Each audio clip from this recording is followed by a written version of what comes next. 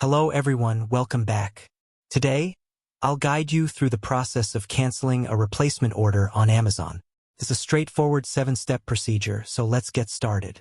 Firstly, log into your Amazon account. Then, navigate to the Orders section. Next, locate your replacement order from the list of orders displayed. Click on the specific replacement order to view its details. Simply proceed to cancel the order. Follow the on-screen prompts, which will include a confirmation step to finalize the cancellation. After canceling, verify the cancellation status. Amazon ensures your intent to cancel the shipment. Lastly, check for any refunds. If you've already been charged for the replacement order, Amazon will issue a refund to your original payment method. Please note, the refund process may take a few days depending on your bank or credit card provider.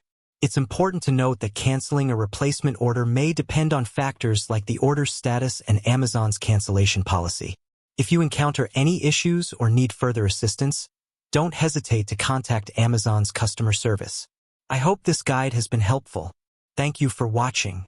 Don't forget to like, share, and subscribe to our channel for more informative videos. Hit the notification bell to stay updated.